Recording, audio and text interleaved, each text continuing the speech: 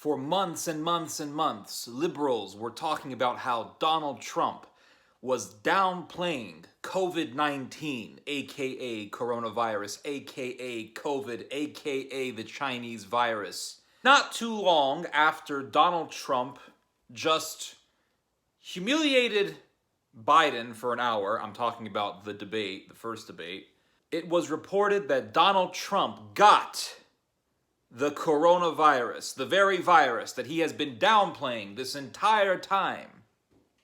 I find that, oh my goodness, I find that very, very fascinating because it's quite convenient for him. Even though so many of the liberals made it seem as if it was going to hurt Donald Trump. Oh, he was downplaying this virus the entire time, but now he's got it. Ha ha! The joke's on you, Donald Trump. But that is not how this is transpiring. That is not how this is unfolding. Because Donald Trump has been able to use his COVID condition against those who speak against him. Against those who try to take his former COVID condition, his COVID diagnosis, against him. Because now, the Donald, the great white hope, as Jesse Lee Peterson calls him, is now continuously saying, I got coronavirus, but I now have the cure. It's from Regeneron. They gave me the medicine. I was able to recover within days. I was able to get my health back within days. You see? And now Melania Trump just recently said, oh, well, it turns out that our little son, little Barron, he also had coronavirus. And Trump, what did he do? He did the expected. He said, hey, my son, little Barron, he got COVID. It's not so bad. See, kids can get it. Open the schools back up. And so you have this belief, this assumption that Trump's former COVID condition is going to hurt him. But the reality is that it's helping him. In fact, and this really shouldn't be a surprise to anyone, the biggest topic in the political discourse for the general American populace is coronavirus, and a lot of people are talking about Trump's COVID diagnosis. CNN just put out an article about this, and I want to read to you guys some parts of it. It says here that Americans heard more about President Donald Trump's contracting the novel coronavirus than anything else about him for the second week in a row. And this week, the numbers citing coronavirus were significantly higher than in any week since July. According to The Breakthrough, a project from CNN, SSRS, the University of Michigan, and Georgetown University tracking Americans' recall of news about each of the presidential candidates, coronavirus hit a record high in mentions about Trump this week, with more than 3 in 5 respondents mentioning it, up from fewer than 2 in 5 last week. Almost all of the top words for Trump were related to coronavirus, including references to his trip to the hospital. The second most frequently used word for Trump this week, mentions of the White House testing positive, being sick, the word mask, and references to recovery. So, COVID-19, the biggest topic right now for the American people, and there is a lot of fixation on Trump's COVID diagnosis, his former coronavirus condition. So there is a lot of attention on Trump's COVID diagnosis. Now, attention leads to what? Publicity. Publicity and attention are almost synonymous. Publicity emanates from attention because the people are focusing on a particular subject. The media is then going to talk about it because it gives them ratings and thus it gives them money. So attention, publicity, these are the things you need to win an election. Donald Trump, when he first ran, he said what? He said, well, Mexico is sending in all these criminals and the rapists, and this judge, he wants to judge me. Well, he's a Mexican, so his view's going to be biased. What did all of this type of talk spark? What did all of this way of talking bring to Donald Trump? It brought him attention. It brought him publicity. And that publicity is what gives one the advantage in a political battle because you're getting the attention. I'll give you guys an example. Just recently, I saw that there was a clip on Instagram that went viral. And it was a big Zoom meeting between big celebrities. You had Morgan Freeman, you had Brad Pitt, you had, I think, Jennifer Aniston was there. There were a bunch of very, very famous American actors in this Zoom meeting. And then there was Shia LaBeouf. We all remember Shia LaBeouf from his show, Even Stevens. He was on Disney. He was a celebrity. Well, he still is a celebrity.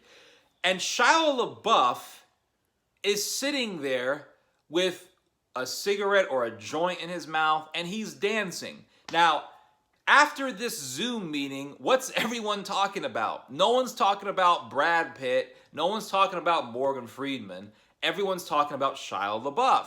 Why? Because he was the most attention-seeking. He sought that attention, and he got it. And that's what gives you the advantage. It's the same thing with politics.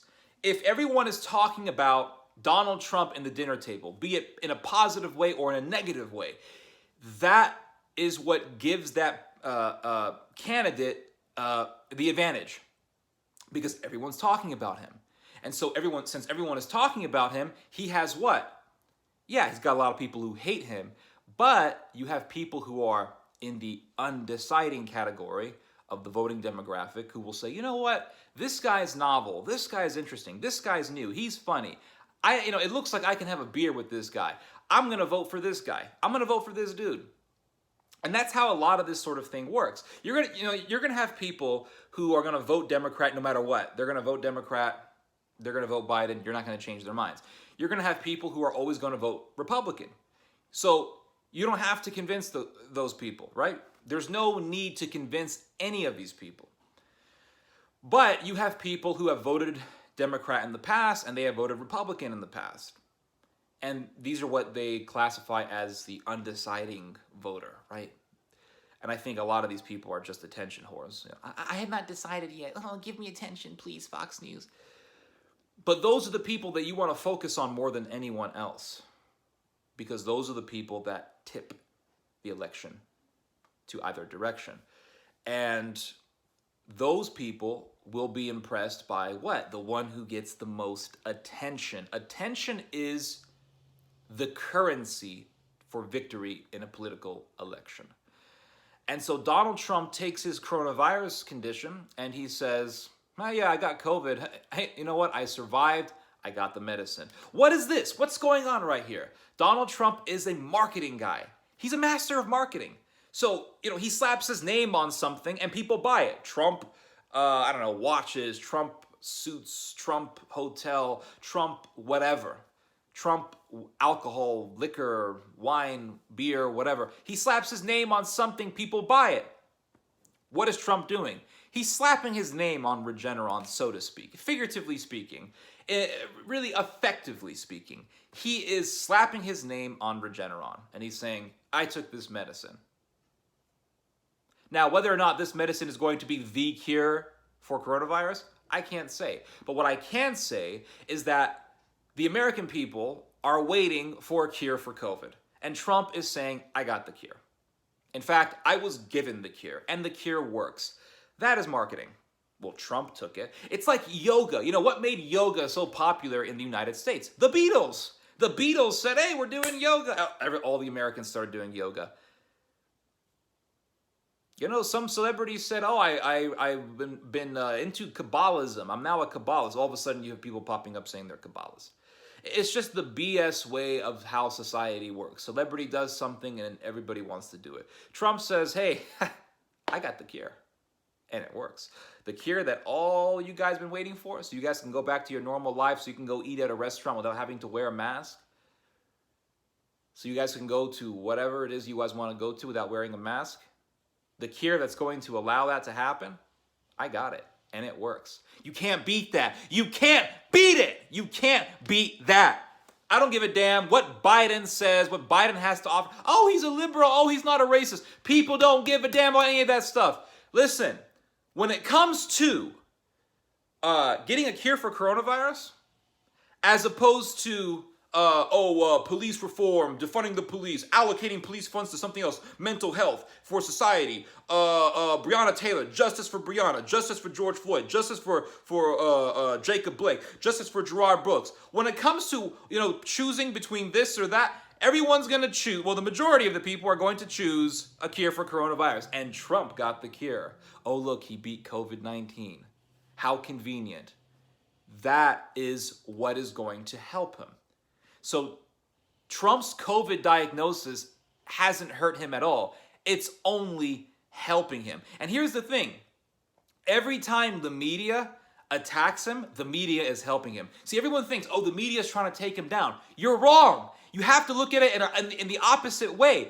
The media is helping Donald Trump. By attacking him, they're doing what? They're giving him attention, and attention is the currency for political victory. Attention is the currency for victory in any sort of social situation. Attention, attention, attention, attention. It's like real estate. Location, location, location. In politics, it's attention, attention, and attention. And if the media is saying, oh, Donald Trump is so bad, they're attacking Donald Trump, but they're just being very, very smooth and very nice and very soft with Biden, that doesn't help Biden because it doesn't give Biden attention. That's the bottom line. And here's another thing. If the media continues to attack Donald Trump, what's his base thinking? His base is thinking the media is trying to take him down, which means George Soros is trying to take him down. The New World Order is trying to take him down, which means the elites are trying to take him down. Pizzagate, Epstein, they're all trying to take down Trump. The whole thing, it all adds up. It's a big conspiracy. We have to go in and vote. But if you have softball remarks for Biden, what do the liberals think? Well, the polls tell us that Biden is going to win. Well, the media has been so nice to him. It looks like everyone really likes Biden. I don't really feel that motivated to vote because it looks like Biden is going to win anyway. So you're actually de-incentivizing the vote for the one that the media is soft on. When the media is soft on someone, they are getting rid of that incentive to vote for that person. When the media is attacking a particular candidate incessantly over and over again, guess what happens? You just incentivized that candidate's base to vote for him. That's the bottom line. So everything you think the opposite. Everything the media does, think the opposite. The media is attacking Trump. No, they're helping him. The media wants to take down Trump. No, they want Trump to win. The Democrats want Trump to lose. No, they don't. The Democrats want Donald Trump to win because the Democrat Party has been here for centuries. It's been here for a super long time. You don't think they know how to win a political election? If they really wanted to win, they wouldn't get some guy who looks like he's got stage 1 Alzheimer's. And that's the bottom line. Anyway, you guys just heard some theology. God bless.